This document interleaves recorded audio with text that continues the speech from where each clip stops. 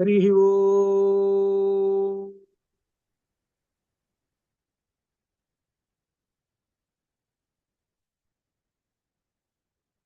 గురు బ్రహ్మ గురు విష్ణు గురుర్దేవో మహేశ్వర గురు సాక్షాత్ పరం బ్రహ్మ తస్మై శ్రీ గురవే నమః. జ్ఞానానందమయం దేవ నిర్మల స్ఫటికాకృతిం ఆధారం సర్వ విద్యానాం హయగ్రీవముపాస్మహే హయగ్రీవముపాస్మహే. శృతి స్మృతి పురాణానామాలయం కరుణాలయం నమామి భగవత్పాదం శంకరం లోకశంకరం శంకరం లోకశంకరం. హరి ఓం. శన్నో మిత్రస్యం వరుణః శన్నో భవత్వర్యమా శన్న ఇంద్రో బృహస్పతిః శన్నో విష్ణురుక్రమః. నమో బ్రహ్మణే నమస్తే వాయో త్వమేవం ప్రత్యక్షం బ్రహ్మాసి త్వమేవం ప్రత్యక్షం బ్రహ్మ వదిష్యామి అర్ధం వదిష్యామి సత్యం వదిష్యామి తన్మామవతు తద్వక్తారమవతు అవతు మాం అవతు వక్తారం. ఓం శాంతి శాంతి సుఖం భయాతు. యజుర్వేద తైత్తీర్యాన్ని అధ్యయనం చేస్తున్నాము. ఇందులో 10వ అధ్యాయంలో ఏం చెప్పారనంటే అహం వృక్షస్య, నేను ఈ సంసార వృక్షంలో అంతర్యామిని నేనేను అని చెప్పారు. సంసార వృక్షం ఇది 15వ అధ్యాయంలో మొట్టమొదట చెప్పినటువంటి విశేషానికి మూలం ఇది యజుర్వేద తైత్తీర్యం. ఈ 10వ అధ్యాయంలో విశేషం 10వ అనువాకంలో సంసార వృక్షంలో అంతర్యామిని నేనేను అని చెప్పారు. అలానే సమస్తమైనటువంటి ఏమిటి విశేషములకు అన్నిటికీ సంపదలు కూడా నేనేను అని చెబుతూ నేను అతి పవిత్రుడను అని చెప్పారు. అతి పవిత్రుడను అని విశేషంగా నేను సూర్యుని వలె ప్రకాశిస్తున్నాను, సర్వజ్ఞుడను అనేటువంటివి, నాశరహితుడను అనేటువంటి విశేషాలు బ్రహ్మమును గురించి చెప్పినటువంటివి ఇవి. మనం బ్రహ్మమును గురించి చెప్పండి అని ప్రశ్న ఎవరైనా వేస్తే ఇవి మనకు ఈ సంసార వృక్షంలో అంతర్యామిగా ఉన్నది బ్రహ్మమేను. అది ఆ బ్రహ్మము అతి పవిత్రమైనటువంటి వాడు. ఇక్కడ విశేషంగా నేనే నేనే అన్నాడు. అహం అహం అహం అని అన్నాడు. అహం అనేటువంటి శబ్దానికి ఎవరు తగినటువంటి వారంటే ఆ బ్రహ్మము. అదే విషయం గీతలో కూడా అహమేవా అని చెబుతాడు ఆయన. కానీ ఈ జీవుడు శరీరంతో జీవుడు అహమేవ అహం అహం అని ఉంటే అహంకారంతో ఉన్నాడని అర్థం. అదేనమాట. ఇక్కడ రెండిటికి భేదం తెలుసుకోవాలి. ఇది అని ఈ విధంగా ఈ విషయాన్ని ఎవరు చెప్పారు అని అంటే త్రిశంకు అనేటువంటి ఋషి ధ్యానంలో ఆ విషయాన్ని తెలుసుకొని చెప్పాడు అని 10వ అనువాకంలో చెప్పినటువంటి విషయం. అనగా దానిలో సంసార వృక్షంలో అంతర్యాం బ్రహ్మమేను, అతి పవిత్రుడు బ్రహ్మమేను అని విశేషంగా చెప్పినట్టు. జ్ఞానధనుడు బ్రహ్మమేను, సర్వజ్ఞుడు బ్రహ్మమేను. ఇది విషయాలు 10వ అధ్యాయంలో. ఇక మనకు 11వ అధ్యాయం దగ్గరకు వచ్చేటప్పటికి గురువు గారి శిష్యుడికి ఇంటికి వెళ్ళేటప్పుడు చదువు అయిపోయింది, ఇంటికి వెళ్ళేటప్పుడు ధర్మాలు చెబుతున్నాడు. ఈ ధర్మాలలో మొట్టమొదటి సత్యం వద ధర్మం చర స్వాధ్యాయాన్ మా ప్రమద ఆచార్యాయ ప్రియం ధనమాహృత్య ప్రజాతంతు మా వ్యవచ్ఛేద్ సిహి. ఇంతవరకు చెప్పుకున్నాం. నీవు సంపాదన చేసి అనగా సంపదలన్నీ సంపాదించి తీసుకొచ్చి ఆచార్యుడు సమర్పించము. నీవు దీని ఏంటనమాట ప్రజాతంత్రం అనగా అర్థం ఏంటి అంటే సంసారంలో ఉండి అనగా నీ యొక్క సంతతిని పెంచుకో అని అర్థం అనమాట. సంతానాన్ని పొందము అని చెబుతున్నాడు. దీనికి ఒక కథ కూడా మనం చెప్పుకున్నాం. ఆ రఘుమహారాజు గారు ఆయన దగ్గరికి ముని కుమారుడు రావటం, కౌత్సుడు అనేటువంటి ఆయన ఈ సంపదలంతా తీసుకొచ్చి చివరికి గురువు గారి దగ్గరికి తీసుకుపోయినాడు. చివరికి గురువు గారు అయినా నాకెందుకు, నాకు అక్కర్లేదు అంటే చివరికి అన్ని ప్రజలకు అప్పచెప్పేశారు. ఇది ఎంత త్యాగబుద్ధో అది అక్కడ తెలుస్తున్నది. అది అనమాట. అట్లా అంతవరకు చెప్పుకున్నాం. తర్వాత సత్యాన్న ప్రమదితవ్యం, ఇక్కడి నుంచి సత్యాన్న ప్రవదితవ్యం, సత్య మార్గము నుండి తప్పించుకోవాకు అని చెబుతున్నారు. సత్యమునే పలుకుము అని అర్థం. మనకు దీనిలో మనం అనువాదం చేస్తే సత్యమునే పలుకుము అని అర్థం అనమాట. ఇది అయితే సత్యమునే పలుకుము అని అన్నారు కదండి. ఇవి కొన్ని సందర్భాల్లో సత్యమును పలికితే కొన్ని ఇబ్బందులు వస్తాయి కదా. సత్యాన్ని పలికితే కొన్ని ఇబ్బందులు వస్తాయి. ఎంతవరకు ఇబ్బంది వస్తుందో నీ ప్రాణానికే హాని జరుగుతుంది, అంత పని వస్తుంటుంది. సత్యమే కనుక పలికితే ప్రాణానికే హాని వస్తుంది. సత్యం పలికితే. ఒక దొంగవాడు అంటే వెంటబడ్డారు ఎవరు? రాజభటులు. దొంగవాడు పరిగెత్తున్నాడు. పరిగెత్తు ఎక్కడో ఒక చోట ఒక ఋషి గారు తపస్సు చేసుకుంటూ కూర్చున్నాడు.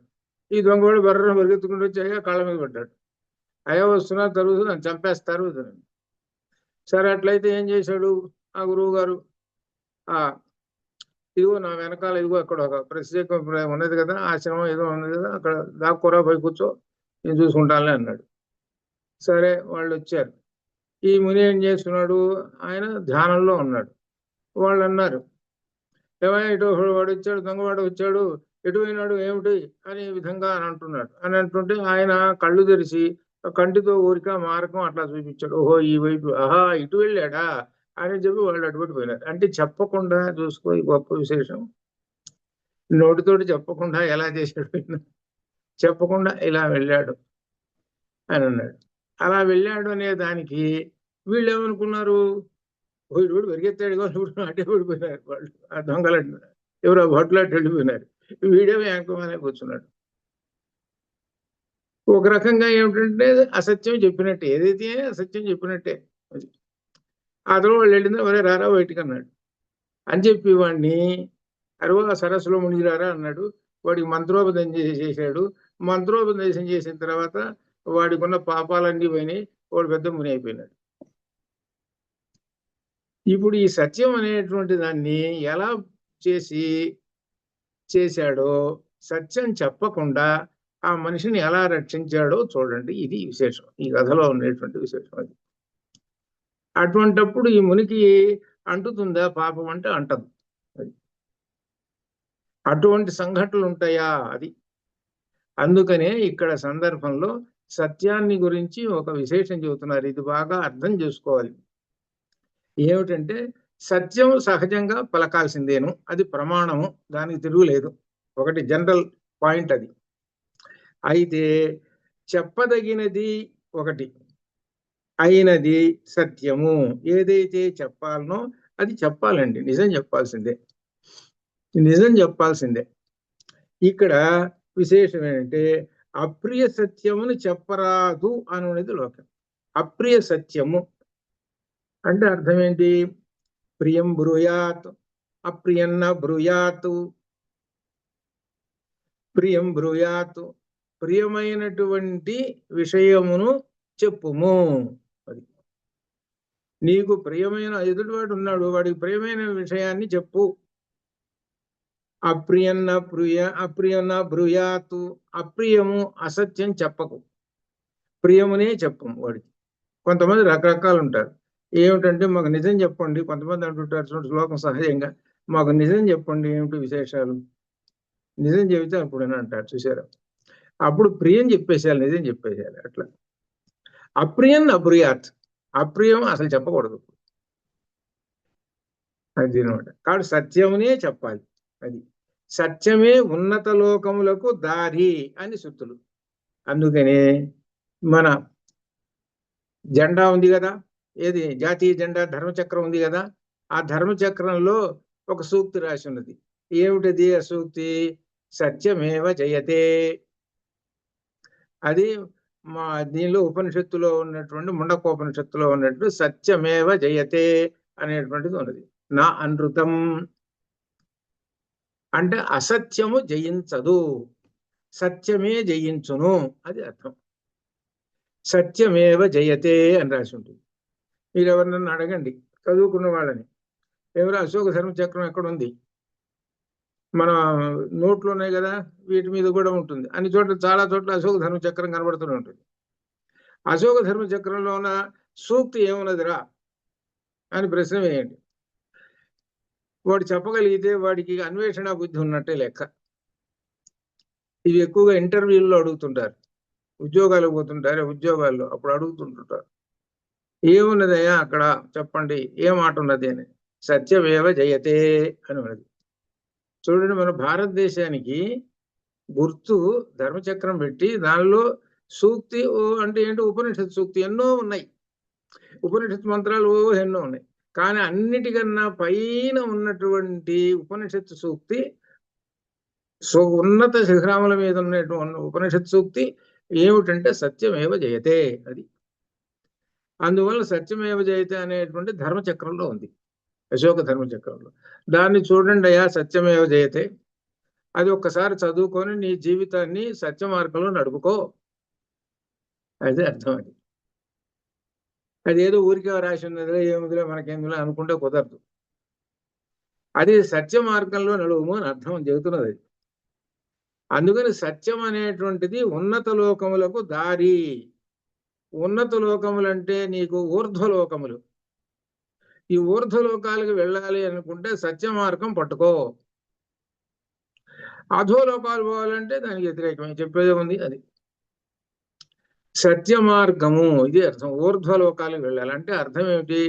ఊర్ధ్వలోకంలో వాళ్ళు వచ్చే జనంలో నువ్వు మళ్ళీ ఉన్నతమైనటువంటి డబుల్ ప్రమోషన్ రావాలి అని అంటే ఇప్పుడున్నటువంటి జీవితం మీద కన్నా అప్పుడు సత్య మార్గం పట్టుకో. అదే సన్మార్గము. సత్ ప్లస్ మార్గము సన్మార్గం, అదే అర్థం. ఆ సన్మార్గాన్ని పట్టుకో, సత్తు మార్గాన్ని. కాబట్టి ఆ సత్యమే ఉన్నత లోకాలకి తీసుకెళుతుంది అని ఉపనిషత్తులు చెబుతున్నాయి. ఎటువంటి పరిస్థితుల్లోనూ పొరపాటున అసత్యం చెప్పవాకు. అది కాబట్టి మనం చెప్పేటప్పుడు కొన్ని సందర్భాలలో వాడికి అప్రియం. ఇప్పుడు కానీ నిజం చెప్పామా వాడికి అప్రియం. అది అందుకని మెలకు కూర్చో. అది నిజం చెప్పామో అప్రియం అయిపోతుంది, గందరగోళాలు అయిపోతాం. ఇక రకరకాలైనటువంటి ఉంటాయి. ఇవన్నీ ఒక మనకు లౌకిక జ్ఞానంలో చాలా కొన్ని చోట్ల విశేషంగా వస్తుంటాయి. అది కానీ ఏవైనా సరే సత్య మార్గం నుంచి తప్పుకోవాలి. అది ఇక్కడ ఒక విశేషం చెబుతున్నా. ఏమిటంటే దీనికి అమెండ్మెంట్స్ వచ్చినాయి. అంటే ఏంటి? సవరణలు. ఎక్కడ? భాగవతంలో వచ్చింది. భాగవతంలో అక్కడ ఏమొచ్చిందంటే ఈ బలిచక్రవర్తి వామనుడికి 3 అడుగులు అడిగితే ఇచ్చేస్తా అన్నాడు. ఏమిటో 3 అడుగులు అంటే నీవు సంపాదించిన 3 లోకాలు ఇవ్వమన్నాడు. అప్పటిదాకా 3 అడుగులు అంటే నేలే కదా అని అనుకున్నాడు. నువ్వు సంపాదించిన 3 లోకాలు భూభువస్సువః ఇచ్చేసేయి అన్నాడు. అనేటప్పటికి బలిచక్రవర్తి సంతోషించి, ఓహో నువ్వు సాక్షాత్తు విష్ణుమూర్తి వచ్చావు. విష్ణుమూర్తి అంటే అర్థం ఏమిటంటే లక్ష్మీదేవి. కాబట్టి ఆమె వచ్చి చేయి దాపుతున్నదంటే నేను ఇవ్వకుండా ఉంటానా? నేను ఇచ్చి తీర్తాను. కారేరాజు రాజ్యములు గలుగురే గర్వోన్నతిం పొందరే వారేరిని సిరిమూటం కట్టుకొని పోవంజాలిరే భూపైన ఈ విధంగా మొదలుపెట్టుకొని నేను ఇచ్చి తీర్తాను అన్నాడు. గురువు గారు పక్కన ఉన్నాడు శుక్రాచార్యుడు వారు. ఒరే ఇంత కష్టపడి నీకింత సంపాదించి పెట్టానురా ఈ రాజ్యం, నువ్వు ఈ విధంగా ఈ గనక రాజ్యం ఇచ్చేస్తే వెళ్ళిపోతుంది చివరికి. కాబట్టి ఈ సందర్భంలో నీవు అబద్ధం ఆడు. ఈ అబద్ధం కొన్ని చోట్ల ఆడచ్చురా, దానికి ఏం పాపం రాదురా అన్నాడు. అని వారిజాక్షులందు వైవాహిములందు ప్రాణ మాన విత్త భంగమందు ఈయన చెప్పుకుంటూ వచ్చాడు. వాటన్నిటికి ఉదాహరణ కథలు ఉన్నాయి. వారిజాక్షులందు స్త్రీల యందు అబద్ధం ఆడచ్చుట. వారిజాక్షులందు దాని కథ ఉంది, దానిలో ఏతి కథలో ఉన్నది. అబద్ధం ఆడాడు ఏయాతి. వారిజాక్షులందు వైవాహికములందు, వివాహం ఏదో ఒక సామెత ఒకటి ఉంది, 100 అబద్ధాలు అయ్యాడైనా ఒక పెళ్లి చేయరా అని అన్నట్ట. చూడండి, అంటే అర్థం ఏంటి? వాడి సంపదలు లేవనుకోండి, ఉన్నాయండి అని. వాడు మంచివాడు కాదనుకో మంచివాడండి. మొత్తం మీద నువ్వు ఎన్ని అబద్ధాలు ఆడి చివరి పెళ్లి చేయరా అని అన్నట్టు. దాని అర్థం ఏంటంటే పూర్వకాలంలో వివాహం అనేటువంటి ప్రాధాన్యతను పెట్టుకొని కొన్ని మాటలు చెప్పారు. దాని ప్రకారం విపరీత అర్థాలు తీసుకోకూడదు. చెడ్డవాడిని చూసి మంచివాడిని చెప్పకూడదు. ఏవో కొన్ని ఇబ్బందులుగా ఉంటే చిన్న చిన్న ఉంటే చెప్పుకోవచ్చు, అని అబద్ధాలు చెప్పుకోవచ్చు. కానీ అర్థం కాల. కానీ విపరీతమైన అబద్ధాలు చెబితే చివరికి వాళ్ళ జీవితం నాశనం అవుతుంది. కానీ ఇక్కడ వారిజాక్షులందు వైవాహిములందు ప్రాణ మాన విత్త చస్తాడు వాడు నిజం చెబితే. ఆ దొంగవాడు నిజం చెప్పాడంటే ఋషి గారు వాడు దొంగవాడు చస్తాడు వాడు. అభిమానం, దాని యొక్క గౌరవం కొద్ది అటువంటి గౌరవానికి భంగం లేకుండా ఉండేటట్టు. అటువంటిప్పుడు విత్తం డబ్బులు, జేబులో డబ్బులు ఉన్నాయి, దొంగవాడు వచ్చాడు, తీ జేబులోంచి డబ్బులు అన్నాడు. ఆయన నా జేబులో డబ్బులు లేవా, ఎంత ఖాళీ అండి. అబద్ధం ఆడమన్నాడు, లేకపోతే వాడు పోటు పొడుస్తాడు, వాడు చస్తాడు. ఇట్లా ఈ విధంగా కొన్ని సందర్భాలలో అసత్యం ఆడవచ్చును అని చెప్పారు. ఇవి అమెండ్మెంట్స్ అన్నమాట. కానీ పైన హెడ్డింగ్ ఏమిటంటే సత్యమేవ జయతే. అది పెట్టుకొని ఈ అమెండ్మెంట్స్ పెట్టుకొని పొద్దున్న లేచిన దగ్గర నుంచి సాయంకాలం దాకా అన్ని అబద్ధపు కోతలే వాడివి, ఒక్క కోత నిజం ఉండదు. అది అలా ఉంటారు. అటువంటి వాళ్ళకి ఇక్కడ చెబుతున్నాడు అనమాట. అట్లా గనక ఉన్నావు అంటే నీవు నరకానికి పోతావు అని అర్థం అనమాట. అందుకే సత్యాన్న ప్రమదితవ్యం, సత్య మార్గం నుంచి తప్పించుకోవాకుము అని చెబుతున్నాడు. ధర్మాన్న ప్రమదితవ్యం, ధర్మాన్న ప్రమదితవ్యం, ధర్మ మార్గం నుంచి తప్పించుకోవాకుము, ధర్మ మార్గంలో ఉండుము అంటే అర్థం ఏమిటి? ధర్మమును సంబంధించిన కర్మలు ఉంటాయి, అవి చేస్తూ ఉండు, అంతేగాని అధర్మ కర్మలను చేయవాకు. ధర్మ కర్మలు చేయము. ధర్మ కర్మలు అంటే ఇప్పుడు ఉదాహరణకి ఏదో దానం చేయడం, అదొక ధర్మకర్మ. అటువంటి ధర్మకర్మలు ఉంటాయి, చేయండి. వాటన్నిటి విహిత కర్మలు అంటారు వాటిని, వాటిని చెయ్యి. అంతేగాని వాటికి వ్యతిరేకమైన కర్మలు చేయవాకు. అది వాటికి వ్యతిరేకమైనటువంటి కర్మలు చేయవాకము, ధర్మ కర్మలను మాత్రమే చేయము. అదే శాస్త్ర సమ్మతము. కాబట్టి ధర్మ కార్యాలను ఆచరించుము. అందుకనే మనకు రాసుకుంటాట చిట్టాలో అంటుంటారు. ఎవరు రాసుకుంటాడనంటే యమధర్మరాజు దగ్గర చిత్రగుప్తుడు, వాడు గుమాస్తా. వాడి పని ఏంటంటే చిట్టా రాసుకుంటుంటాడు. వీడు ధర్మ కార్యాలు ఏం చేశాడు, అధర్మ కార్యాలు ఏం చేశాడని. అధర్మ కార్యాల్లో నిల్ బ్యాలెన్స్ ఉండాలి, ధర్మ కార్యాల్లో ఫుల్ ఇది అనమాట. అప్పుడు యముడు అంటాట, మనకి ఇక్కడ పనికి రాడరా వీడు, ధర్మ కార్యాలన్నీ చేశాడు గనక వీడి గేటు అటువైపునుంది, వీటి స్వర్గానికి గేటు ఉంది, ఆ తలుపు తెరవండి. ఆ తలుపు తెరవని అడిపోతాడు వాడు. అధర్మ కార్యాలు చేశాడు కదా, ఈ గేటు తెరవండి, ఈ నరకానికి ఇడిపోతాడు. ఇదేనమాట గీతలో చెబుతాడు. యముడు అంటే ఆ యమ సంయమతామహం, ఇది 10వ అధ్యాయంలో వచ్చాడుగా, అది ఆ యమధర్మరాజు అబ్బాయి. కాబట్టి మనం చేసేటువంటి కర్మలన్నిటినీ ఆ భగవంతుడు సాక్షి రూపంలో చూస్తూ ఉంటుంటాడు, ఆయనకు అన్నీ తెలుసు. కాబట్టి ధర్మ కార్యాలు ఎల్లప్పుడూ చేస్తూ ఉండుము, నీ జీవితం అంతా ధర్మ కార్యాలతోటే ఉండాలి అని చెబుతున్నాడు. ధర్మాన్న ప్రమదితవ్యం, కుశలాన్న ప్రమదితవ్యం. కుశలం అంటే క్షేమం. ఏమిటంటే క్షేమం అంటే దీనిలో సహజంగా అంటుంటారు చూడండి, ఏమండి క్షేమం అండి, ఏమండి క్షేమంగా ఉన్నారా? అవును. ఇదివరకు మీకు పూర్వకాలం, ఇప్పుడు అంతా పోయింది. ఇది ఏమిటో తెలుసా, కార్డు రాసేటప్పుడు పైన క్షేమం అని రాస్తారు, శ్రీరామ అని రాసి పైన క్షేమం అని రాస్తారు. 2 మాటలు ఉంటాయి కార్డు మీద. ఇది నేను చెప్పేది 60 సంవత్సరాల క్రితం నాటి సంగతి. అప్పుడు 5 పైసల కార్డు. అది కార్డుకి అంత విలువ. ఇప్పుడు టెక్నాలజీ అంత లేదనుకో. అంటే ఆ మాట ఏమిటంటే క్షేమం, మేము ఇక్కడ క్షేమంగా ఉన్నాము, ఆరోగ్యంతో ఉన్నామని పైన సూచన చేస్తున్నాడు. ఒకటి, ఎవరి వలన అంటే శ్రీరాముని వలన, ఇది అర్థం. ఇది 2 పదాలు ఉంటాయి పైన, అలా అనమాట. కాబట్టి కుశలాన్ని అంటే క్షేమం, ఎప్పుడూ క్షేమంతో ఉండాలి. ఏమిటి క్షేమంతో అని అంటే, ఇక్కడ ఒక విశేషం ఉంది. చాలా మంది ఏమిటంటే,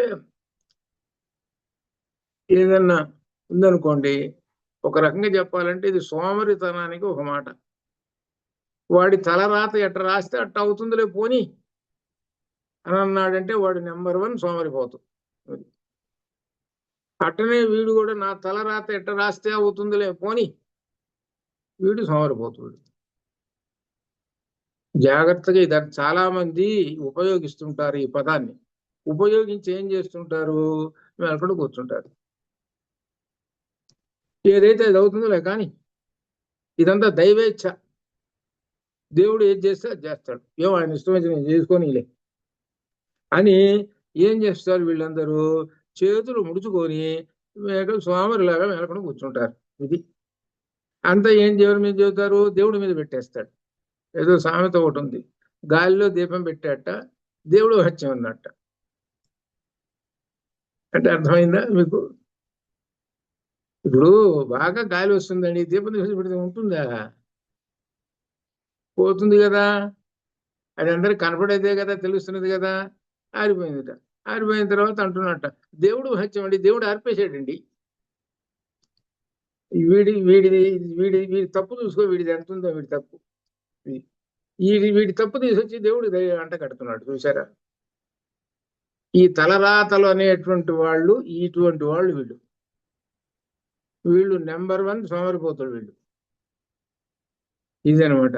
అలా లేకుండా ఏం చేసుకోవాలి అంటే, కూర్చోకుండా అలా ఉండకుండా తన సామర్థ్యం అంతా ఉపయోగించి ఆత్మరక్షణ చేసుకోవాలి. అది ఆత్మరక్షణ చేసుకోవాలి. ఏదైతే అది అవుతుంది, లేకపోతే పోయిందిలే, ఉంటే ఉన్నానులే అనేటువంటిది లేకుండా ఏం చేసుకోవాలంటే తన ఆత్మరక్షణ, తనకు రక్షించుకోవాలి, తనను తాను రక్షించుకోవాలి. అది పడవ మునిగిపోతున్నదిరా మరంటే ఏం చేయాలి అంటే ఆత్మరక్షణ కోసం ఏంటో ఆలోచన చేసుకోవాలి. అది ఆలోచన చేసుకోవాలి. అందుకని నీకు ఏదొచ్చా, లేకపోతే ఏదొచ్చిన వాడిని ముట్టుకోవటమా, ఏదో ఇటు చూసుకోవాలి. ఎట్టయితే అట్ట అవుతుంది లేదు, ఏమిటంటే అంటే మునుగుతాడు, ఇంత చూడు సంగతులు అంతే. అట్లా అన్ని విషయాలలో కూడా అట్లా.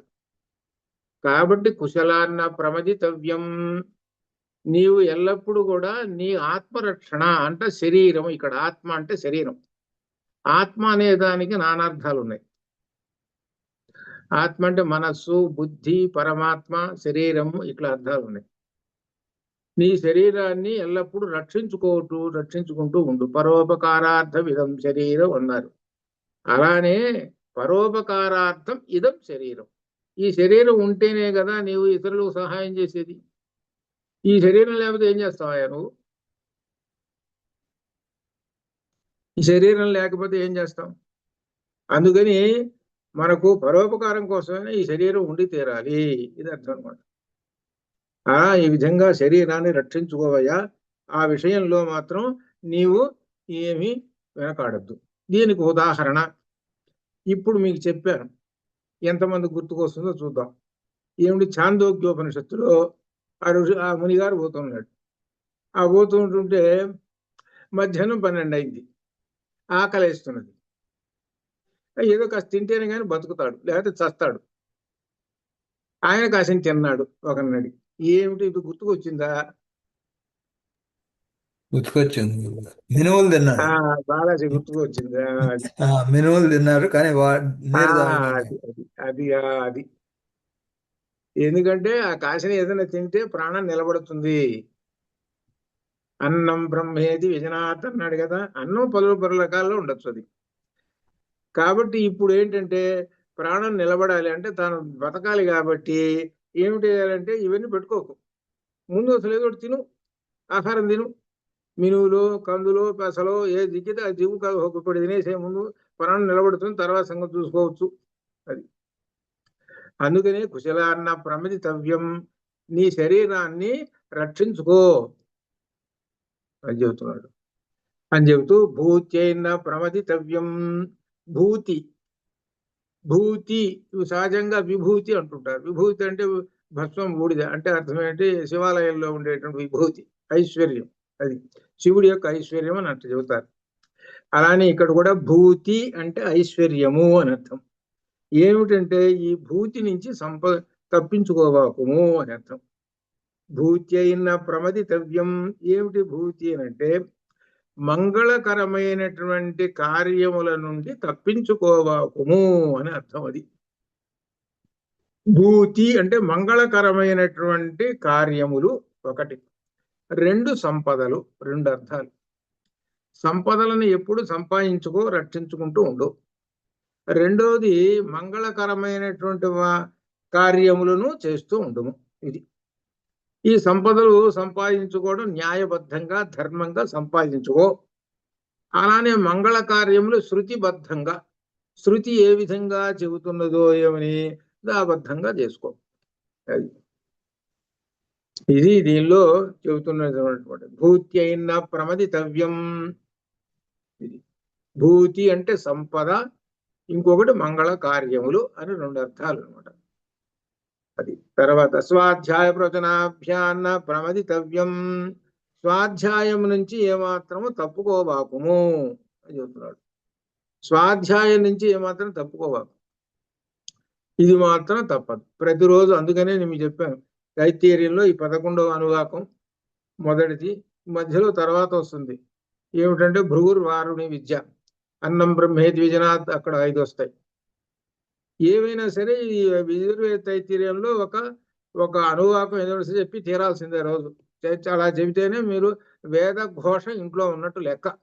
అది వేద ఘోష ఇంట్లో ఉంటే ఎటువంటి దుష్ట శక్తులు లోపల ప్రవేశించవు. వేద ఘోష ఎక్కడైతే జరుగుతున్నదో అక్కడ దుష్ట శక్తులు రావు.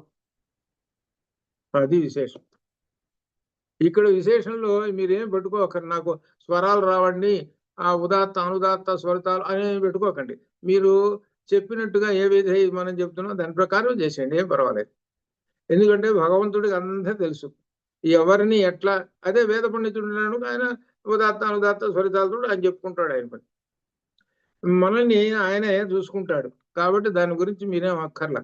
ఎందుకంటే దీనిలో ఉదాత్త అనుదాత్త స్వరితాలు కూడా పెట్టాడు కాబట్టి అది మనకు రావు కదా అని వదిలేయకూడదు. వదిలేయకుండా చదవాలి. అసలు శృతులన్నీ ఉపనిషత్తులు కూడా అన్ని ఉదాత్త అనుదాత్త స్వరితాలతోటే ఉన్నాయి, వేదం కదా ఇది. కాబట్టి స్పష్టంగా ఇది ప్రతిరోజు వేదఘోష ఇంట్లో చెప్పి తీరాల్సిందేను. ఇది అలా ఉంటే మనకు ఎటువంటి దుష్ట శక్తులు లోపల ప్రవేశించవు అది అని చెబుతూ ఇక్కడ స్వాధ్యాయ ప్రదనాభ్యాన్న ప్రమదితవ్యం. ఇక్కడ మరలా రెండోసారి చెబుతున్నాడు. పైన చెప్పాడు స్వాధ్యాయాన్మా ప్రమద అన్నాడు, స్వాధ్యాయం నుంచి తప్పించుకోవాకు అన్నాడు. అలానే ఇక్కడ స్వాధ్యాయ ప్రవచనాభ్యాన్న ప్రమదితవ్యం, స్వాధ్యాయము ప్రవచనాభ్యాం. స్వాధ్యాయం అంటే నువ్వు చదువుకోవటం ఒకటి, ప్రవచనాభ్యాం అంటే శిష్యులకి చెప్పటం ఇదొకటి. ఈ రెండిటి నుంచి ఏమాత్రము నువ్వు తప్పుకోవాకుము అని చెప్తున్నాడు. స్వాధ్యాయ ప్రవచనాభ్యాన్న ప్రమదితవ్యం, స్వాధ్యాయ ప్రవచనముల నుండి తొలగకూడదు.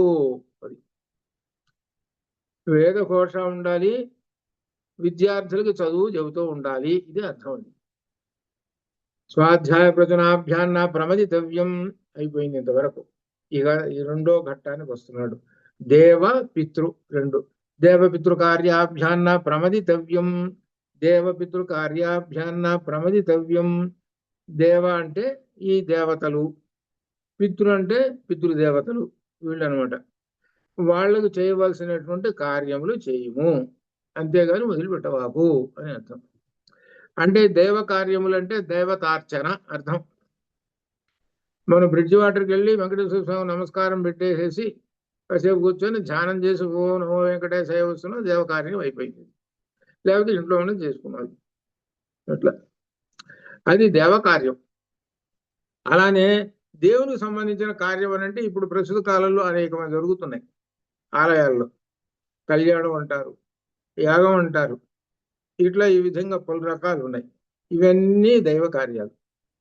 అన్నదాన కార్యక్రమం అంటారు, ఇట్లా అనేకమైనటువంటి ఇవన్నీ దేవ కార్యాలు అని అంటారు. అవి ఎంతైతే చేస్తున్నావో ఎంత ఏం ప్రాముఖ్యతో అలానే పితృదేవతలకు కూడా ఇది అర్థం. అందుకని సంవత్సరానికి ఒకసారి దినం తద్దినం లేక శ్రాద్ధము అని చేసి పెడుతుంటారు బ్రాహ్మణుడు సహజం. మిగిలినటువంటి వాళ్ళు ఉన్నారు చూశారు, వాళ్ళు చేయరు వాళ్ళు. కానీ ఇప్పుడు వాళ్ళు సంవత్సరానికి ఒకసారి తిథి చేస్తుంటారు వాళ్ళు. కొంతమంది ఉన్నారు సంవత్సరానికి ఒకసారి తిథి చేస్తుంటారు వాళ్ళు, మిగిలిన తక్కినటువంటి వాళ్ళు అందరు. సహజంగా బ్రాహ్మణ క్షత్రియుల్లో ప్రతి సంవత్సరము శ్రాద్ధం పెడుతుంటారు. మిగిలినటువంటి వాళ్ళు మాత్రం సంవత్సరానికి ఒకసారి ప్రత్యేకంగా ఆ తిథి కార్యక్రమం నిర్వర్తిస్తుంటారు. అది వాళ్ళు కూడా ఏదో వాళ్ళ చేతనైనట్టు వాళ్ళు చేస్తుంటారు. అదే ఇప్పుడు ప్రస్తుత కాలంలో అనమాట. దేవ పితృకార్యాభ్యాన్న ప్రమదితవ్యం. పితృకార్యములు అన్నప్పుడు కొంతమంది ఈ శ్రాద్ధాలు ఇవన్నీ నా చేత కాదు కదా, మిగిలి తక్కినటువంటి కులాలు వాళ్ళు ఆ రోజున ఏం అక్కర్లేదు, వాళ్ళు చేయాల్సింది ఆ తండ్రి పేరు అంటే ఆ పితృ పేరుతోటి దానం చేస్తే గొప్ప ఫలితం. అది అసలు పితృకార్యం అన్నప్పుడు తప్పనిసరిగా దానం చేయాలి. అది తప్పనిసరిగా దానం చేయాలి. పితృకార్యం అన్నప్పుడు చేస్తారు, కార్యం బాగానే ఉంది, దానం కూడా చేయాలి. ఇది పూర్వకాలం మనకు రాజులు చేసినప్పుడు, వాళ్ళు దానాలు చేసినప్పుడు ఈ శాసనాలు కూడా ఉన్నాయి. ఆ సందర్భంలో మేము ఈ దానం చేస్తున్నామని శాసనాలు ఉన్నాయి. కాబట్టి ఆ రోజున ఏం చేయాలంటే దానం చేయాలి. ఏదో దానం, ఏదో జ్ఞాన పుస్తక దానము, ధన దానము, వస్త్రదానము. అయితే ఇక్కడ ఒకటి ఉన్నది, దానము అనే దానికి దానం తీసుకునేటువంటి అర్హత ఒక్కడికే ఉంది. ఎవరంటే ఒక బ్రాహ్మణుడికే అర్హత ఉంది. అయితే ప్రస్తుత కాలంలో బ్రాహ్మణుడు అంటే అసలు అర్థం ఏంటంటే గాయత్రి చేసుకుంటూ ఈ వేదఘోష చేసుకుంటూ నేను బ్రాహ్మణుడు, అది లెక్క. ప్రస్తుత కాలంలో అటువంటి వాళ్ళు లభించారనుకోండి, మన సుకృతమే. వాళ్ళకి దానం చేస్తే దాని ఫలితం చిక్కుతుంది, దానిలో సందేహం లేదు. అటువంటి వాళ్ళు అదే అనమాట పితృకార్యం, అది పితృకార్యం. అటువంటి వాళ్ళు అనమాట. దేవపితృకార్యాభ్యాన్న ప్రవదితవ్యం ఇంతవరకు చెప్పేసేసి ఇక లౌకిక జగత్తులోకి, సమాజంలోకి వస్తున్నాడు. ఇంతవరకు చెప్పినవన్నీ తనకు నిష్ఠ. ఇవన్నీ సమాజానికి వచ్చినటువంటి, సమాజంలో ఈ విధంగా పాటిస్తేనే సమాజం సరిగ్గా నడుస్తుంటుంది. ఇక రాబోయేది మాతృదేవోభవ, పితృదేవోభవ, ఆచార్య దేవోభవ, అతిథి దేవోభవ. మొట్టమొదట మాతృదేవోభవ అని చెప్పారు. పితృదేవోభవ చెప్పలేదుగా. మరి వేదమే పితృదేవోభవ ఎందుకు చెప్పలేదు? డబ్బులు ఇచ్చేది ఆయన కదా, ఫీజులు కట్టేది ఆయన కదా. ఆయన పేరు చెప్పకుండా ఏమొచ్చింది మరి మాతృదేవోభవ? ఇది అది జాగ్రత్తగా మనం ఆలోచిస్తే ఇక్కడ ఏమొస్తుందంటే, మాతృ అనేటువంటిది మొట్టమొదటిది శక్తి. మాతృ లేకపోతే నీవు లేవయ్యా అసలు. ముందు ఫస్ట్ ఇంపార్టెన్స్ అది. మాతృ లేకపోతే అసలు నువ్వే లేవు. అంటే నువ్వంటే అర్థం జగత్తే లేదు అని అర్థం. జగత్తే లేదు అసలు. ఈ మాతృ నుంచి వచ్చినది. మూలము ఎవరు? మాతృ. అది ఈ జగత్తుకి మాతృ. అది అదే మనకు దానిలో బ్రహ్మం చెబుతారు. ఏంటి బ్రహ్మం ఏమిటి? బ్రహ్మానికి నపుంసకలింగము ఈ విధంగా ఎటువంటివి ఏమీ లేవు. బ్రహ్మం అన్ని రెండు ఆయనే. మమ యోనిహి మహద్ బ్రహ్మ. గీత గుర్తుకొచ్చిందా? గీత అది. గీత చాలా మంది, ఒక బాలాజీ తప్పగా మిగిలినటువంటి వాళ్ళు ఎవరు చూస్తుంటే కనబట్టలేదు. ఎందుకంటే ఈ కొటేషన్స్ అన్ని కూడా అక్కడ గీతలో నుంచి వస్తాయి కొటేషన్స్. అది అదేనమాట. నేనే తల్లిని, నేనే తండ్రిని అని చెప్పాడు అక్కడ. అదే అనమాట. అని మాతృదేవోభవ, పితృదేవోభవ. అందుకని రెండు ఎవరు? ఆ బ్రహ్మమే. ఇది విడగొట్టేస్తే ఇది, కలిపితే బ్రహ్మము. మాతృదేవోభవ, పితృదేవోభవ అయిపోయిన తర్వాత ఆచార్య దేవోభవ. ఆచార్యుడు ఉండాలి. ఆచార్యుడు అంటే నీకు సత్తు అసత్తు చెప్పాలి, మంచి చెడు చెప్పాలి, విద్య చెప్పాలి, మంత్రోపదేశం చేయాలి. ఇన్ని ఉన్నాయి అనగా నిన్ను జ్ఞాన మార్గంలో నడపాలి. అందువలన ఆచార్య దేవోభవ ఆచార్యుడు. తర్వాత అతిథి దేవోభవ. అతిథి, అతిథి అంటే అర్థము నా తిథి అతిథి. నా తిథి అతిథి. తిథి నియమములు లేకుండా వచ్చేవాడిని అతిథి అంటారు. అది ప్రాచీన కాలంలో మంచి రోజు చూసుకొని వెళుతుంటారు ఈ చుట్టాలు వీళ్ళందరూ. ఎక్కడ ప్రయాణాలు చూసుకోండి, మంచి రోజు చూసుకొని పోతుంటారు. ప్రయాణం పెట్టుకున్నారంటే ఇవన్నీ సహజంగా ఏంటంటే ప్రాచీన కాలం అలా ఉండేది. వాళ్ళందరూ చుట్టాలు ఆ విధంగా వస్తారు. వాళ్ళందరినీ ఏమంటారంటే చుట్టాలు, బంధువులు అంటారు. కానీ తద్ వ్యతిరిక్తమైనటువంటి మనిషి వేరే ఉన్నాడు. ఆయన ఎవరంటే అతిథి. అంటే ఒక ఉదాహరణకి ఓ బ్రాహ్మణుడు ఉన్నాడు, వేద విప్పుడు ఎవరు అనుకుందాం. ఆయన ఒకరి నుంచి ఒక ఊరు పోతున్నాడు అనుకుందాం. వెళుతుంటే మధ్యాహ్నం 11, 12 అయింది. 12 అయ్యేటప్పటికల్లా భోజనం కావాలి. వాళ్ళు ఎక్కడ పడితే అక్కడ తినరు. వాళ్ళు విచారిస్తారు, ఎక్కడ ఉన్నారు? సద్బ్రాహ్మణులు అనేటువంటి ఫలానా చోట ఉన్నారు. ఆయన ఇంటికి సరాసరి వెళ్ళిపోతారు. అయ్యా నేను అతిథిని వచ్చాను, ప్రవర చెప్పుకుంటాడు. ప్రవర అంటే తెలుసు కదా, మీకు అందరికి కూడా చెప్పాను. ప్రవర మీ ఇంట్లో అంటే సహజంగా బ్రాహ్మణులు అందరూ కూడా ప్రవర చెబుతారు, బ్రాహ్మణులు క్షత్రియులు అందరూ చెబుతారు. మిగిలిన వాళ్ళకి లేకపోయినా కనీసం మన గోత్రం ఏంద్రా అని చెప్పించండి. బ్రాహ్మణులు తప్పనిసరిగా ప్రవర చెబుతున్నారా లేదా? ఎవరు? మీ భర్తలు. అంటే అంటే శ్రీవారు నాకు రాదు అన్నాడు అనుకోండి, ఈ పూట నీకు మీల్స్ నిల్ అది అంటున్నానండి అనేటప్పటికీ ఇక బయలుదేరతాడు. ఎందుకనంటే బ్రాహ్మణుడికి మొట్టమొదటి లక్షణం ఏమిటంటే ప్రవర చెప్పాలి. నేను భారతీ తీర్థ స్వామి గారి దగ్గర మొట్టమొదటి వెళ్ళినప్పుడు ప్రవర చెప్పుకున్నాను నేను. ఆ ప్రవరలో ఏముంటుంది అనంటే వేదము, తన సూత్రము, తన శాఖ, తన పేరు, తన గోత్రము, ఇవన్నీ ఉంటాయి. చతుర్సాగర పర్యంతం గో బ్రాహ్మణేభ్య శుభం భవతు. ఆంగీరస భారద్వచ్చ భారద్వాజ ప్రవరాన్విత భారద్వాజ గోత్రోద్భవశ్చ. పేరు చెప్పుకొని శుక్ల శాఖ, ఛాయేకాన్మ శాఖ అంతర్గత శుక్ల శాఖ, శుక్ల యజుర్వేద అంతర్గత కాత్యాయని సూత్ర. కాత్యాయని సూత్రం అది ఏది శుక్ల యజుర్వేదం వాళ్ళది కాత్యాయని సూత్రం అదనమాట. అదే నియోగులు వైదికులు ఉన్నారనుకోండి, అక్కడికి వచ్చేటప్పుడు ఆపస్తంభ సూత్రం వస్తుంది. అంటే ఆపస్తంభ ఋషి చెప్పినట్టు సూత్రములు. ఇక్కడ కాత్యాయని చెప్పినట్టు కాత్యాయన మహర్షి చెప్పినట్టు సూత్రాలు. ఇది ఇట్లా అనమాట. ఇది ఏమిటనంటే బ్రాహ్మణుడికి ఉండాల్సినట్టు లక్షణాలు, అది అర్థం. అది ఇది ఒకసారి ధారణ చేశారంటే ఉంటుంది. ఇది ప్రతిరోజు చెప్పుకోవాలి. ఇది ప్రవర. ఎప్పుడంటే సంధ్యావందనం అయిపోయింది చెప్పాలి, పూజ అయిపోయింది చెప్పాలి. ఏది ప్రవర అనమాట. ఇట్లా ఎందుకంటే దీనిలో ప్రవర అనేటువంటి ఇవన్నీ ఏంటంటే వేద వాక్కులు. ఇవన్నీ ఆ వాక్కులు మన శరీరంలో నుంచి వస్తున్నాయి అనంటే శరీరం అంతా శుద్ధి అయిపోతుంటుంది. అది అందుకు చెప్పమన్నారు. శరీరం శుద్ధి కావాలంటే ఈ వాక్కులు సంస్కృత సంబంధించిన మంత్రములకు సంబంధించిన వాక్కులు బయటకు వస్తున్నాయి అంటే శుద్ధి అవుతుంటుంది. అది అనమాట. అదే ఇక్కడ సరే ఈయన గారు వచ్చాడు. ఆచార్య దేవో అతిథి దేవో భవ.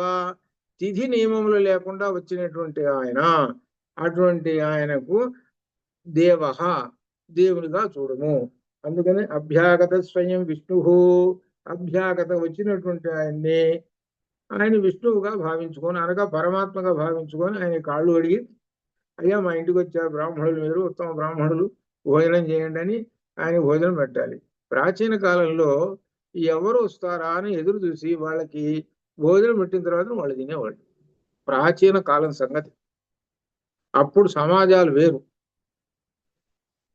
అంటే వాళ్ళు ఏంటంటే ఆ రోజున అతిథికి భోజనం పెట్టారంటే భగవంతుడికి భోజనం పెట్టాము అని అర్థం. అది సరే ఇప్పుడు అందరు లేరు కాబట్టి అంత మారిపోయింది కాబట్టి మనం ఇప్పుడు ఏం చేస్తున్నాము, ఏదో కొద్దిసేపు అర్చన చేసి భగవంతుడి దగ్గర ఓ 2 అరటిపండ్లు పెట్టి ఓ మంత్రం చెప్పేసి నమస్కారం చేస్తున్నాం. అది అంటే విధానం ఉంది అని దాని అర్థం. అది విధానం పోలేదు, ఉంది. ఎందుకంటే ఆ విష్ణువే మనకు అతిథి. మనం రోజు నైవేద్యం పెడతాం చూడండి దేవుడికి, అంటే అతిథిగా అన్నం పెట్టామని అర్థం. అలానే ఆలయంలో కూడా అంతే. మీకు చాలా మందికి తెలియదేమో, ఆలయంలో కూడా దేవుణ్ణి ఆవాహనం చేస్తాం.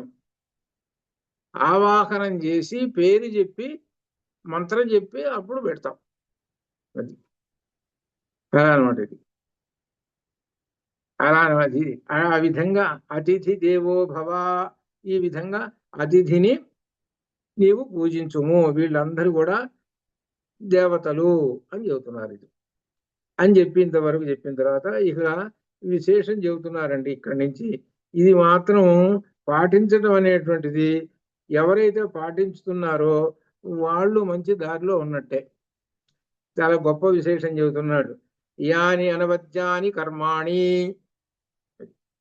విడగొట్టండి. యాని అనవద్యాని కర్మాణి, యాని కర్మాణి, యాని కర్మాణి, ఏ ఏ పనులను అనవద్యాని మంచివి కావో. కర్మలు మంచివి చెడ్డవి అంటే సత్తు అసత్తు అనేటువంటివి ఉన్నాయి కదా, అవి. మంచి కర్మలు చేయము, చెడు కర్మలు వదిలేయము అని అర్థం. అనవద్యాని కర్మాణి, యాని అనవద్యాని కర్మాణి, ఏవైతే అనవద్యాని నింద్యములు కానటువంటివి. ఇక్కడ అనవద్యాని అంటే నింద్యములు కానివి, అంటే నింద్యములైనటువంటివి ఏమవుతాయి అని అనమాట, అవన్నీ కూడా వాటిని నిందింపదగినటువంటివి, అంటే తగనివి, తగినవి. మనం చెప్పారు తగినవి అంటే అనవద్యాని, నింద్యములు కాని, నా నింద్య అన అనింద్య, నా నింద్య అనింద్య, అటువంటి కార్యములను ఇవనమాట సేవితవ్యాని, చేయదగినటువంటివి. అనవద్యాని కర్మాణి అంటే చివరికి ఏంటి, మంచి పనులు, చేయదగినటువంటి పనులను చేయుము. ఈ చేయదగిన పనులు అని అంటే అర్థం ఏమిటి, విహిత కర్మలు, ధర్మ కార్యములు ఇటువంటివి. వీటికి తద్వ్యతిరిక్తమంతా కూడా నింద్యములు, నింద్యములైనటువంటి కార్యములు చేయకుము. అనింద్యములు, మంచి పనులు చేయము. అది ఇది ఇక్కడ అర్థం, మంచి పనులు చేయము. ఇట్లా దీనిలో ఎంతటి విశేషమో తెలిసిన, ఈ మంచి పనులు చేస్తేనే అప్పుడు నీకు ఆ ఉత్తమమైనటువంటి ఆ ఇది వస్తుంది. ఏంటనమాట, వ్యక్తిత్వం. ఉత్తమ పనుల వలనే వ్యక్తిత్వం వస్తుంటుంది. తద్వ్యతిరిక్తం ఏమవుతుంది, ఈ వ్యక్తిత్వం పోతుంది, వ్యక్తిత్వం ఉండదు ఉత్తమ పనుల వలనే. కాబట్టి ఇక్కడ యాని అనవద్యాని కర్మాణి, అనవద్యములైనటువంటి కర్మములు చేయ తగినటువంటివి చేయుము. అనవద్యాని అంటే చేయ తగినవి అని గుర్తుపెట్టుకోండి. చేయ తగినవి లేక నింద్యములు కానివి వాటిని కర్మాణి, వాటిని తాని సేవితవ్యాని, అటువంటి కర్మలను సేవితవ్యాని సేవించుము, చేయుము. నో ఇతరాణి అని చెబుతున్నాడు. నో ఇతరాణి అంటే ఏమిటనమాట, ఇతర కర్మలు ఇటువంటివి కాకుండా అటువంటివి ఉన్నదో వాటిని నింద్యమైనటువంటి పనులను మాత్రము చేయకుము. నో ఇతరాణి నిషేధించేసేసాడు. అది చివరికి ఏం చెబుతున్నాడు, ధర్మ కార్యములు చేయము, అధర్మ కార్యములు చేయకము, అది చెప్పడం చివరికి. ఇవి అనమాట. అందుకని ఇవి ఏంటి, సమాజానికి పనికొచ్చేటువంటివన్నీ. ఒకటి చేసాడంటే రెండో వాడు చేస్తాడు, రెండో వాడిని మూడు చేస్తాడు, అట్లా అందరూ చేస్తున్నారంటే సమాజం అంతా ధర్మంతో ఉంటుంది. అది అర్థం. యాని అనవద్యాని కర్మాణి తాని సేవితవ్యాని నో ఇతరాణి, ఇంతవరకు వాక్యం. ఆ తర్వాత తర్వాత చెబుతున్నాడు ఏమిటంటే, యాని అస్మాకం సుచరితాని తాని త్వయోపాస్యాని, యాని అస్మాకం, యాని అస్మాకం ఏ ఏ పనులైతే ఉన్నాయో, అస్మాకం అంటే మా వలన, మా చేత, సుచరితాని చేయబడినటువంటి మంచి పనులు, మంచి పనులు అనేటువంటి వాటిని ఏవి కలవు, తాని వాటిని, త్వయా నీ చేత, ఉపాస్యాని చేయదగినవి. అది మంచి పనులు ఏవైతే ఉన్నాయో అవి నీ చేత చేయబడవలెను అని చెబుతున్నారు. ఇక్కడ ధర్మ కార్యములని మంచి కార్యములని చెబుతున్నారు. కాబట్టి వీటన్నిటికీ ఏం చెప్పుకోవాలంటే అన్ని శాస్త్ర విహిత కర్మలు, అది అర్థం. అది గీతలో వచ్చింది ఎక్కడంటే, శాస్త్ర విధం ఉత్సృజ్య, శాస్త్ర విధి ఉత్సృజ్య, కర్మలు శాస్త్ర విధిని అనుసరించి కర్మలు చేయము అని చెప్పాడు. శాస్త్రమును వదిలేసేసి ఉత్సృజ్య వదిలేసి చేస్తుంటే అవి కర్మలు కావు. అవి అది ఇక్కడ జాగ్రత్తగా గుర్తుపెట్టుకోవాల్సింది. అది నువ్వు కర్మ చేస్తున్నావు అని అంటే, ఒక క్రియ ధర్మ కార్యము ఇటువంటివి చేస్తున్నావంటే అది శాస్త్రబద్ధమైనటువంటిది అయి ఉండాలి. నీ సొంతంగా నీకు అనుకూలంగా, అర్థం కాల, నీకు అనుకూలంగా, నీకు అనుకూలం అనమాట. అంటే గుడికి వచ్చావు, చేసేది ఏమండి పూజ చేయండి, స్వామివారికి అభిషేకం చేయండి, సరే మొదలు పెట్టేశారు, ఓ 10 నిమిషాలు అయింది, అయ్యా నేను ఇంటికి పోయి కాస్త టిఫిన్ చేసి వస్తాను, కాసేపు ఆగండి, టిఫిన్ చేసి వచ్చిన తర్వాత అప్పుడు దేవుడు నైవేద్యం పెడదాం, అప్పుడు దాకా కాసేపు ఆగండి, వస్తాను, ఓ 10 నిమిషాల్లో వస్తానని ఇంటికి పోయినాడు. డబ్బు కట్టాడుగా, ఎన్ని 500 600 కట్టాడుగా. ఈ ఈ పురోహితుడు ఉన్నట్టు చేసాడు, ఆగాలి. ఆగిన తర్వాత ఈయన వస్తాడు, ఇంటికి పోయి కాస్త టిఫిన్ చేసి వస్తాడు. మొదలు పెట్టండి, మొదలు పెట్టండి. సరే డబ్బులు కట్టాడుగా, మరి పళ్ళెంలో 4 డబ్బులు పడతాయిగా, మరి మొదలు పెట్టాడు, చేసేసాడు. అయిపోయిందండి, ఇదిగో ప్రసాదం అయిపోయిందండి. ఇది అనమాట. ఇది చెబుతున్నది అంటే ఎందుకనంటే ఇక్కడ మా వినాయకుడు ఉన్నాడు, అభిషేకం జరుగుతుంటుంది కదా, నెత్తిన కాసిన చెంబు నీళ్లు పోస్తారు. అర్థం కాలా? చెంబు నీళ్లు పోసిన తర్వాత చెంబు కాదు 2 చెంబులు అనుకోండి, 2 చెంబులు నీళ్లు పోసిన తర్వాత ఉంటారుగా చేయించుకునే వాళ్ళు, డబ్బులు కట్టేవాళ్ళు, వాళ్ళు ఇంటికి పెట్టి టిఫిన్ చేసి వస్తామండి. మీరు కాస్త ఇల్లు సర్దుకోండి, ఇంటికి పెట్టి టిఫిన్ చేసి వచ్చి కూర్చుంటారు. ఇక అప్పుడు ఆయన ఏం చేస్తారంటే అన్ని చూసుకొని అదిగో 4 మంత్రాలు చెప్పేసేసిన తర్వాత అదిగో ప్రసాదం అయిపోయింది, చేసేసాం అయిపోయింది. అంటే ఎంతటి పాపము అంటే ఏంటి, దేవుణ్ణి అవాహన చేసుకొని మధ్యలో లేచిపోవటం. అర్థం కాల? ఇవన్నీ ఉంటాయి, ఇవన్నీ శాస్త్ర విహిత కర్మ కాదది, లేనిపోని కొని తెచ్చుకోవటం, అది అర్థం. అది అనగా అర్థం ఏంటి, భగవంతుడు నోరు లేదుగా, ఆయన నోరు ఉంది, అని నేరు లేదు. అదే కనుక మన ఇంటికి కనుక అతిథి వచ్చాడు అనుకో, ఎవరన్నా అతిథి వస్తే ఏం చేస్తాం, మంచినీళ్ళు ఇచ్చి అవి ఇచ్చి శుభ్రం భోజనం చేయండి అని పంపిస్తాం. లేకపోతే రేపు పొద్దున మన ముఖం చూడ్డు ఆయన.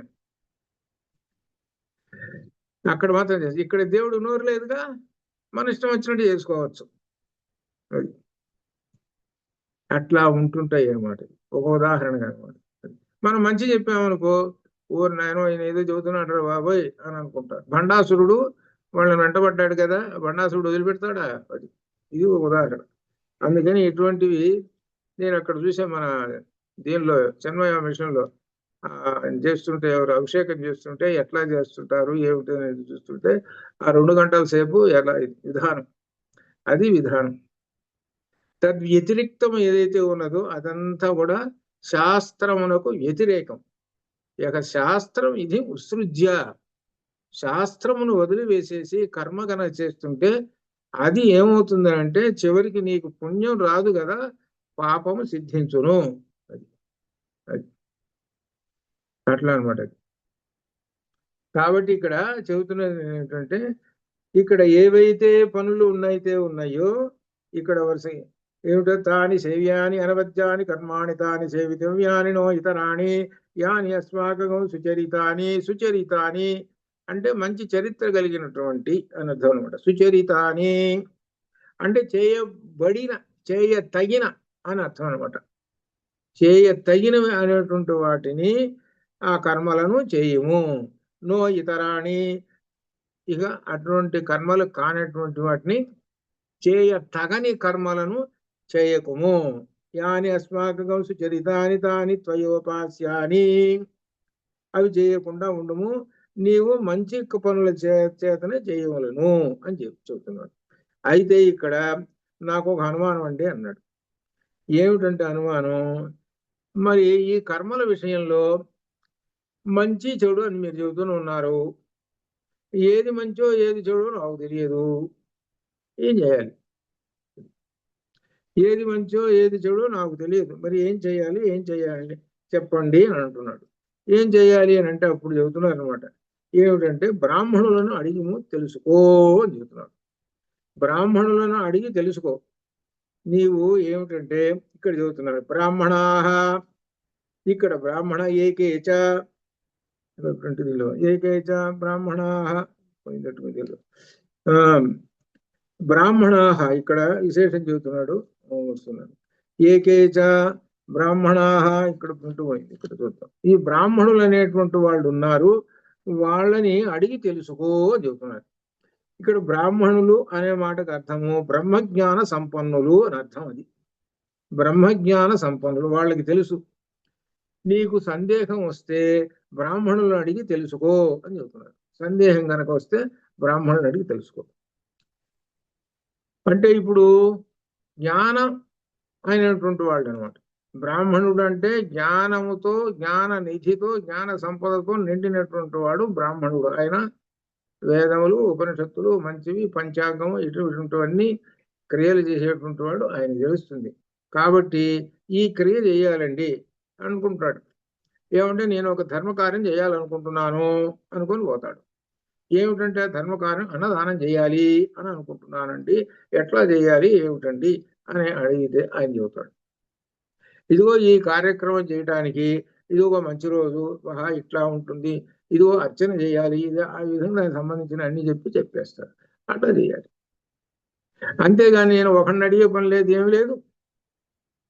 ఒక బోర్డు ఒకటి పెట్టుకొని అన్నం పెడుతున్నాను రండి అని అంటే కుదరదు. అందుకని ఆ కర్మ ఎలా చేయాలో బ్రాహ్మణుని అడిగి చేయము అనగా బ్రహ్మజ్ఞాన సంపన్నుని అడిగి చేయుము అని చెబుతున్నాడు.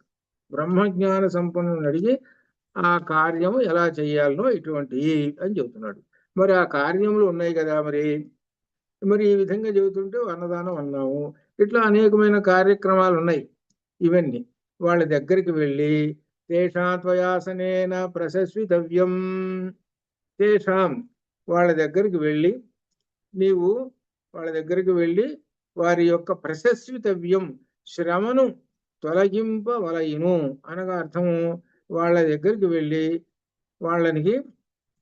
దగ్గరికి వెళ్ళి ప్రశస్వితవ్యం శ్రమను తొలగించుము అని అర్థం చెప్తున్నారు. శ్రమను తొలగించుము అనేటువంటి దానికి అర్థమేంటి? వాళ్ళ శ్రమ అనేటువంటి దానికి ఇక్కడ ఉదాహరణ ఏమిటంటే, వాళ్ళ దగ్గరికి వెళ్ళి ఏమిటనమాట, వెళతారు కదా, ఉత్త చేతులతో పోరు, అది ఒకటి. ఇట్లా ఈ విధంగా ధనాదులు ఇటువంటి వాటితోటి పోతారు. అది గురువు గారి దగ్గరికి వెళ్ళేటప్పుడు అది. ఉదాహరణకి శంకర విజయంలో రాజుగారు, కేరళ రాజుగారు శంకర విజయంలో శంకరాచార్యుల వారి దగ్గరికి వెళ్ళేటప్పుడు ఎన్ని ధనాలు తీసుకొని పోతాడో ఆయన. ధన సంపద అంతా తీసుకొని పోయి శంకరాచార్యుల వారికి సమర్పించి, అయ్యా మా ఇంటికి రావాల్సింది ఈ విధంగా అని కోరతాడు. తర్వాత మన కథలో తెలుస్తుంది ఇది. ఆయన ఏం చెప్తాడో తెలిసిన శంకరాచార్యుల వారు, మేము సన్యాసులం అండి, మాకు ఈ సంపద అంతా దేనికి, కాబట్టి ఈ సంపదనంతా కూడా ఇదిగో ఇక్కడ ఉన్న అగ్రహారాలు ఉన్నాయి, బ్రాహ్మణులు ఉన్నారు, చాలా మంది ఉన్నారు ఇక్కడ, ఆ బ్రాహ్మణులకు పంచి చేయండి అన్నాడు. అది అక్కడ మనకి దీనిలో కథలో వస్తుంది. అంటే వేద విహితమైనటువంటి ధర్మాన్ని శంకరాచార్యులు వారు చెప్పారు. అది అలానే రాజుగారు కూడా వచ్చేటప్పుడు ఉత్తి చేతులతో రారు. రాజుగారు అంటే ఆయన స్థాయిలో మీరు ఏం తీసుకొని వస్తారు చూడండి, మరి ఎవరి స్థాయి వాళ్ళది, అది అనమాట. అలా వచ్చి ఆ గురువు గారిని అంటే బ్రాహ్మణుణ్ణి కలుసుకొని నీవు అడిగి తెలుసుకో అని చెబుతున్నారు. అది అలా అనమాట ఇది. అని ఆయనకి ప్రశస్వితవ్యం అంటే ఆసనము ఇచ్చి గౌరవించుము అంటే అర్థం ఏంటి? తేషాం వారికి, ఆ బ్రాహ్మణులకి త్వయా నీ చేత ఆసనేన ఆసనము ఇచ్చి అనగా గౌరవించి కూర్చోబెట్టి, ఆ ఆచార్యుణ్ణి కూర్చోబెట్టి ఈ ఆయనకు సమర్పించుము అని అర్థం. ఇక్కడ ఒక అర్థం. ఇంకో విశేషం ఏమిటంటే శ్రమను తొలగించుము అనగా ఆయన్ని సుఖంగా చూడు అనగా సుఖాసనం మీద కూర్చోబెట్టి నమస్కారం పెట్టి ఇవన్నీ చేస్తే అది అర్థం. అది మటి చూడటం. అలా ఆయన్ని గౌరవించుము అంతవరకు చెప్పాడు. ఇప్పుడు తాను తీసుకొచ్చినటువంటి కానుకలు ఉన్నాయి. అది ఇప్పుడు గురువు గారి దగ్గరికి వచ్చాడు. వచ్చిన తర్వాత ఆయన గురువు గారిని సింహాసనం మీద కూర్చోబెట్టాడు. ఆయనకి కాళ్ళు గడిగాడు. ఇదంతా శ్రమ అంతా తొలగిపోయింది, సర్వభంగా అయిపోయింది.